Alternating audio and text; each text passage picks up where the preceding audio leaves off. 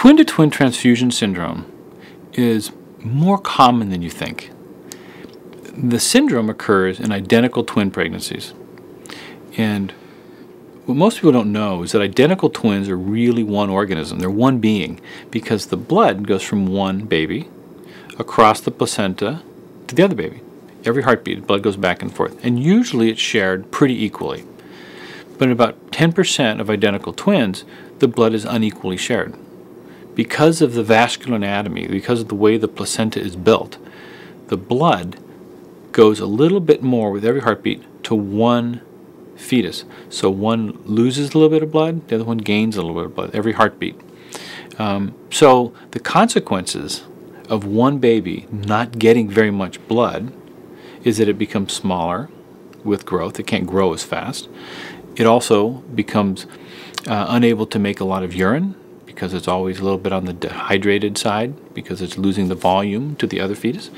And it's very stressed because it can't make enough volume, enough blood. So that fetus tends to be very small and have very little amniotic fluid around it because amniotic fluid is mostly fetal urine. And the other fetus is getting all this excess blood, so it makes lots and lots of amniotic fluid. It has too much amniotic fluid, in fact. And it's getting all the stress hormones from the little fetus, which is stressed, right, because it's going across in the blood. So it's stressed because of the hormones that are crossing it. So it can't quite make enough urine, although it makes a lot.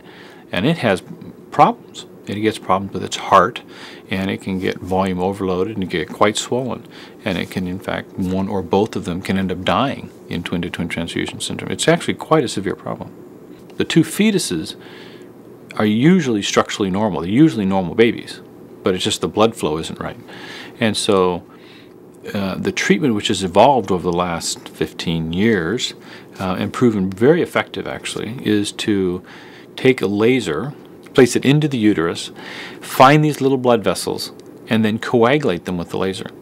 So what we do is, in concept, separate that placenta, which is one double placenta with two fetuses hooked up to it, and separate it into two single placentas.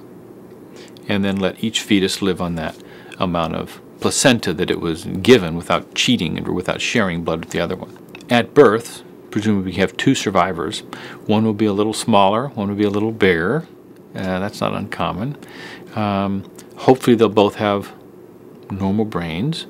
But they can be expected to be followed, both of them followed very closely by cardiology, because we do expect to have cardiovascular problems, although not severe, but we expect them to have issues such as hypertension, and we do want to follow their neurologic development very closely.